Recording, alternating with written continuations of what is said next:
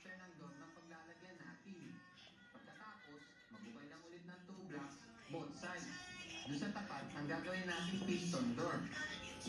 Pagkatapos, magbukay ulit tayo ng 1 block sa magkabilang dulo para sa paglalagyan natin ng redstone torch. And then, papalibutan na natin to ng redstone. Ngayon naman, itatakpan na natin ng dirt para hindi makita yung redstone. Ngayon, maglalagay din tayo dito ng redstone sa magkabilang ibabaw na pinaglagyan natin ng redstone torch. And then, maglalagay tayo dito ng sticky piston. Pagkatapos, ilalagyan na natin to ng dirt.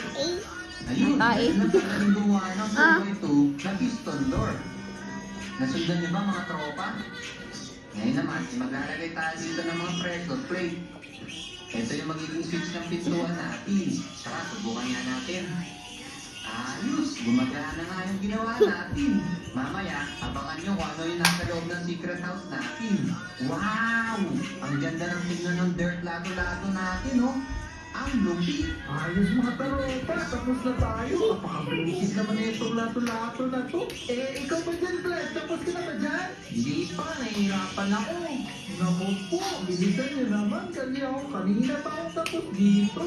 Tapos na pala sila. Si Ivan. Pero naman tayo, kaya okay lang. Sakto-sakto lang yung gawa natin. Malapit na pang 20 minutes. So paano? Puntahan na siguro natin sila. Eh Sony, Clyde, tapos na ba kayo?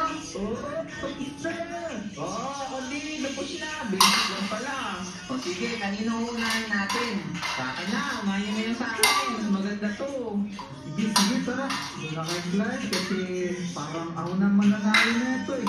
Grabe, sigurado nga ako ikaw nananalo eh, Sony, kasi pro na pro ka na talaga dito eh. Siyempre, panood niyo ba yung video ko? Puro nag-pro ko dun. Oo nga eh, ang dami mo na ipanalo sa akin. O tara, punta na tayo dun kay Clyde. Pero yumuko ka para hindi makita yung deal ko. O sige, sige. Paano eh, Sony at Pandemic, pwede nyo na bang makita yung lato-lato ko?